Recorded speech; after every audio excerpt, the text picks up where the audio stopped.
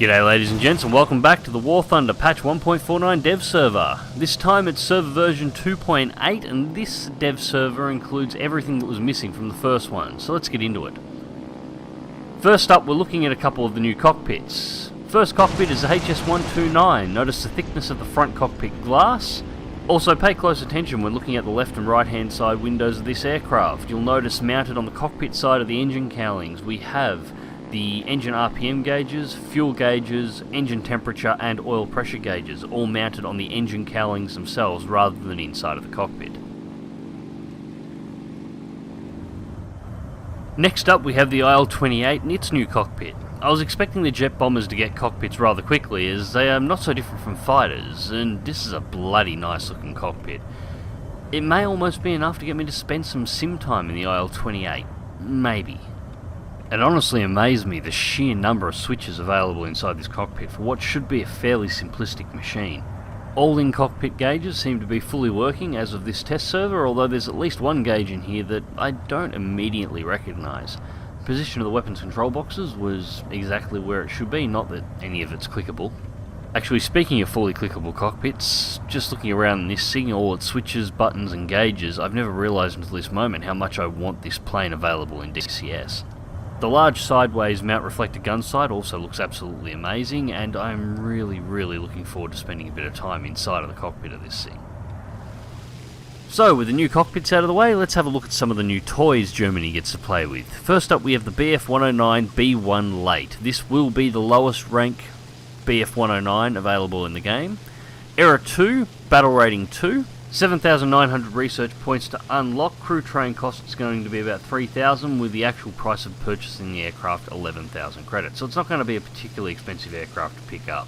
465 kilometers an hour max speed at 13,000 feet. Max altitude is just sub 30,000 feet, with a rate of climb of about 2,008 feet a minute. Armaments include two 7.92mm MG17 machine guns, pushing out a whopping 0.39 kilograms per second. It's not exactly the most heavily armed aircraft in the game, but it was designed to fight biplanes. Keeping that in mind, a maximum up tier of battle rating 3, I don't think it's going to perform especially well there. As for how it flies, it feels very heavy on the controls. That being said, I did find it incredibly easy to pull out a large number of fairly advanced maneuvers, including hammerheads, even on mouse aim. Next up, we have the Arado 234C3 4-engine jet bomber. This is the first 4-engine jet bomber in the game, and God, check out those nacelles. This has to be one of the best looking engine arrangements in War Thunder for a jet aircraft. Era 5, battle rating 6.7, 270,000 RP in order to unlock, 690,000 silver lions to purchase, with a 200,000 crew training cost. Repair time, or repair cost rather, is only 8,100 silver lions. Maximum speed of the aircraft is 842 kilometers an hour at sea level, with a maximum altitude of 42,640 feet. Climb rate is 5,610 feet a minute. This is incredibly high, but is even more impressive when you consider that that's with the standard bomb load of 3 250 kilogram bombs. Primary armament includes two 20mm MG151 cannons, with 500 rounds of ammunition, so 250 rounds per gun. Ordnance loadouts for the Arado 234C3 include the standard bomb load of 3 250 kilo bombs, an upgraded load of 3 500 kilo bombs, a single 1,000 kilo bomb, or a 1,000 kilo bomb and two 250 kilo bombs. Bomb release order is still by default, 2 wing pylon bombs releasing at the same time, with the centerline bomb releasing on the second press. So 3 bombs is still only 2 drops. So, how does she fly? Well, I know there was a lot of fear amongst the Arado lovers in War Thunder that while they get the 4 engines might give the Arado the speed and the acceleration that she always needed to be able to perform, she would lose the maneuverability. Don't worry about it at all. The Arado handles like a dream, just as well as the Arado already in-game does. It just has a higher top speed and gets there faster.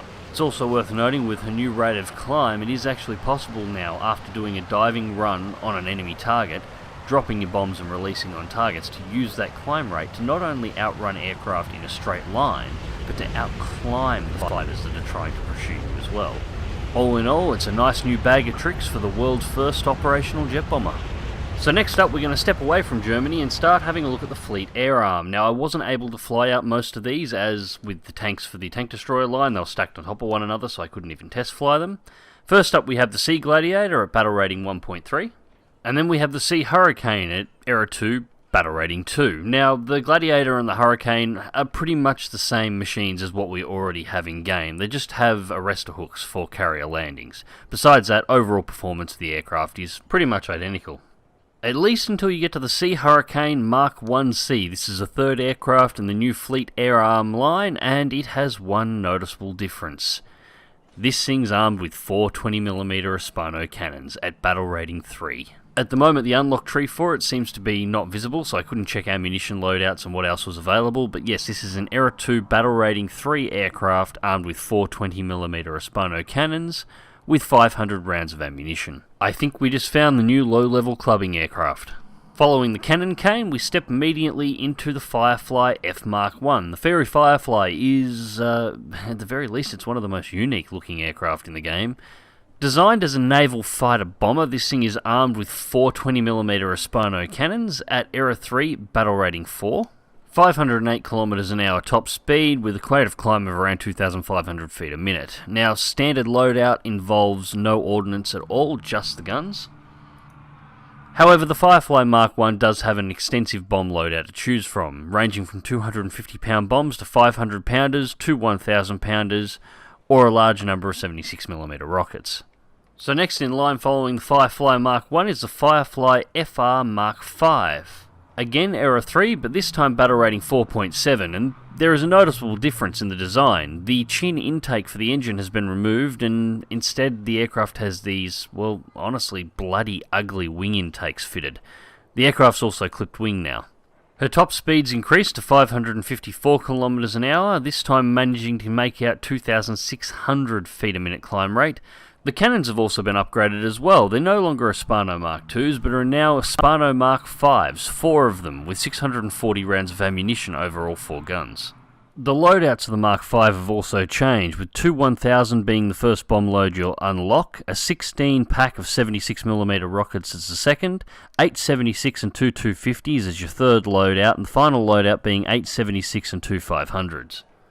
The British were lacking in light bombers, dive bomber, ground attacker hybrids, floating around the mid-tiers of their tech tree, so I think the Fireflies are going to be most welcome. Next up at Era 4, battle rating 5.3, we have the Seafire Mark 17, and this is the point where I start hoping that Gaijin is only using placeholder battle ratings. 5.3 for a Griffin-powered Spitfire, 635 km an hour in level flight with a turn time of only 17 seconds and a climb rate of 4,700 feet per minute. Weapons include 2 20mm Hispano Mark 5 cannons with 240 rounds of ammunition and 4 7.7mm Browning machine guns with 1,400 rounds of ammunition between them. But of course the 17 isn't the only Seafire being added in this patch. Next up we have the Seafire FR47. This is a battle rating 6 Era 4. Again Griffin powered, but this time with 2 3-bladed counter-rotating props. This counter-rotating prop setup is designed to not only allow the aircraft to have a larger blade area in order to interact with the air, increasing overall flight performance, speed and acceleration, but also to counteract the torque of its own engine in flight, meaning very little trimming is required for such a powerful machine. 4 20mm Hispano 5s with 460 rounds of ammunition. But besides this unique prop setup and incredibly high performance, it is just a Griffin Spitfire. Battle rating 6 for what should be the most powerful Griffin Spitfire in the game, however, I'm not so sure about. And next up, the aircraft that so many of us have been waiting for so long, the Sea Fury. And this is a point where the BRs really go off the rails. Era 4, battle rating 5.7 for an aircraft that, well, this aircraft isn't a super prop, this is the super prop. This is an aircraft that flew in Korea and shot down MiG-15s. It does appear to have a small graphics glitch at the moment with what looks like an underwing fold-out landing light sticking out of the cockpit. However, I'm sure that'll be fixed before it's released. So this monster comes in at 724 kilometers an hour at level flight at an altitude of 19,000 feet with a max altitude of 35,000 feet. 21-second turn time, 4,321 feet per minute climb rate, 420mm Hispano Mark 5s with 580 rounds of ammunition. This thing is basically a souped up Tempest 2 available at battle rating 5.7. It's also one of the most impressively intimidating aircraft ever created. I've actually had the pleasure of seeing one of these things in real life. I just hope Gaijin manages to emulate the sound it makes when it's running, because by God, these things sound amazing. Which of course leads on to the final aircraft of the British Fleet Air Arm, and this is the Attacker FB-1, a tail-dragging jet. The first thing that struck me when I saw the Attacker in-game is how much it resembles an R2-Y2. I'm actually wondering whether or not that's a bit of a giveaway on how this machine is going to handle in War Thunder. Era 5, battle rating 7.7, top speeds 922 km an hour at sea level with a maximum altitude of about 40,000 feet.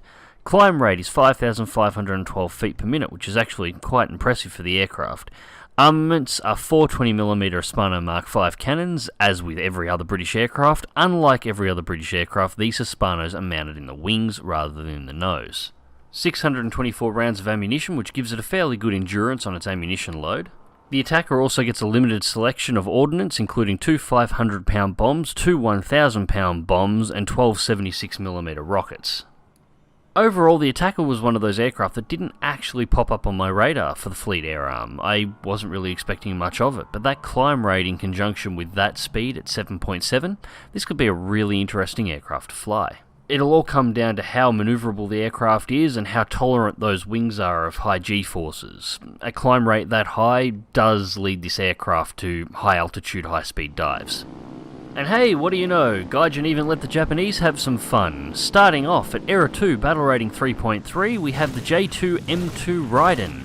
This aircraft is basically a baby version of the J2Ms that we already have available at around battle rating 5. Its performance is slightly lower at only 653 km an hour top speed, with a climb rate of only 2,526 feet per minute. It's also slightly lighter armoured. Rather than having the 420mm cannons, it only has two 20mm with 120 rounds of pop, and two 7.7s with 1,100 rounds of ammunition between the two. Overall handling characteristics, well, if you've flown a J2M, you know what to expect. It's not a Zero, it's not even a KI-61. It's manoeuvrable enough, but it does feel heavy. And that's fine. It's a nice solid aircraft, it dives extremely well, it's fairly tolerant of high speeds, and it's battle rating 3.3, which gives Japan something besides the Zero and the KI-61 to bring out as a fighter at that level, because they were really lacking an extra fighter in there.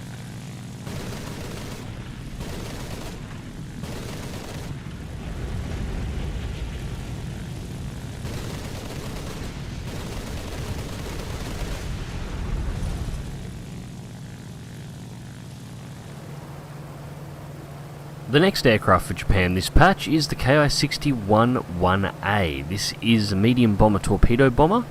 Era 1, battle rating 1.7, only costs 700 silver lines and order to unlock and 200 to train, so nice and cheap. It's actually quite fast for a low-level medium bomber at a top speed of 432 km an hour and a climb rate of 1,417 feet per minute, and that is with its standard bomb load of 1950 kg bombs. Defensive armaments include a single dual 7.7mm Type 89 machine gun with 900 rounds of ammunition, and two single-mount 7.7mm TE-1 machine guns with 966 rounds of ammunition each.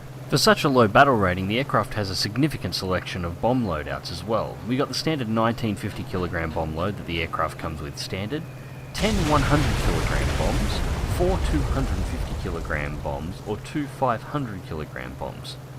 It is worth noting, however, despite being marked as a torpedo bomber, it currently does not have a torpedo loadout available. And finally, back to tanks for the home stretch of this video. And first up, we have the, I am not even going to attempt to pronounce that, it's a Stug. It's the Stug 42 Ostaf G. It's a howitzer Stug. It has a 105mm howitzer, and it is awesome. I was actually able to drive this one, however, while I was driving it, the test server went down, kicking me out of the game, which caused a corruption in the recording of me driving the vehicle, and being as the test server was down, I wasn't able to get back in. Armour-wise, this tank is pretty much a Stug G. There's nothing particularly interesting about its armour. It's about 80 mils on the front, the entire tank looking dead on, everything's angled in such a way that the armour thickness is about 80 across the board. You can angle the tank out to about 100, but you lose the ability to aim at the target due to the very limited amount of gun traverse. The 105mm reacts exactly the way you think it would. It has massive impact when it actually hits the target, but hitting the target can be quite difficult. It requires quite a lot of elevation in order to be able to lob that shot to the target. And that, of course, is mainly due to the incredibly low velocity of the shells themselves. This is going to be a gun that I think is going to be a lot of fun with high explosive rounds. I think there's going to be a lot of German tankers enjoying getting a little revenge on the Russians for the KV-2 all this time. And I think a lot of American tankers are going to develop a lot of respect for this thing when they're driving their low-level Shermans. Next up, we have an Era 4 battle rating 6.7 IS2, but this one's a premium. This is Revenge for the Hero Brother that was marked out on the test server patch notes as the IS2 Avenger. With this one, there really doesn't seem to be much to look at. If you've ever looked at the stats of the IS2 that's in tree, it looks like the same tank, just with a special decal and a name, and obviously all the premium bonuses. Armor seems to be exactly the same across the board, same gun, same ammunition loadouts, same shell availability, same internal layout, so nothing special. Next up, we have another premium for Era 4, battle rating 5.3, the T-3485E, otherwise what's going to be known as the T-34 covered in chicken wire. This thing I really don't understand. This is supposed to be spaced armor, and I'm not entirely sure what it's supposed to be spaced against. It seems to be stuck in random positions all over the tank. I can't really see any places where it would defend you. It might bounce a hand grenade, but it wouldn't do anything else. And it's not even spaced evenly. As you can see, the engine cover is covered, but the back of the tank isn't.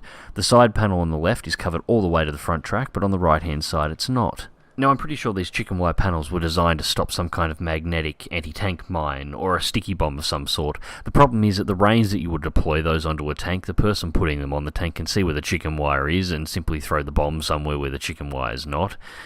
For anything else, well, in terms of War Thunder, this spaced armor that's around the tank is not going to do a goddamn thing. I'm pretty sure you can consider it as mostly cosmetic. Besides that chicken wire paneling around the outside of the tank, the rest of the tank armor-wise is identical to a T-3485. So's the gun and the ammo loadout, so consider it a T-3485 Premium with a gimmick. And last but not least, the Su-122-54. Era 5, battle rating 8, Russian tank destroyer, and where to begin with this thing? It is 36 tons, has a 520 horsepower engine, is capable of 46 kilometers an hour and will accelerate to that speed with no trouble at all. Stock reloading time without a crew is 18.6 seconds, which is not bad for its 122mm gun. It is a D49 cannon with 35 shots as standard. It has 2 defensive machine guns on it. 14.5mm each. These are the biggest machine guns in the game. It has 2. Armor-wise, the tank actually isn't all that impressive. Front armor is 100mm thick, side angled panels and the side armor is only 80, the mantlet is only 100mm thick and angled to range between 100 and 150 with a 200mm armor ring around the barrel in the center of the mantlet. This is designed to prevent breach hits, however it does still leave an open hole that you can hit if you're very good on aim. Side main hull armor is also only 80mm thick and has absolutely no angling whatsoever. It is worth noting that the front armor is angled back at 50 degrees and the side panels are around 40. Rear fighting compartment armor is only 30mm thick, however the top deck for the engine cover is 20mm, giving it good protection against artillery strikes, 45mm to the back of the tank, angled backwards at 17 degrees. So, as you can see on screen, overall, the actual armor capability of this tank really isn't all that much chop.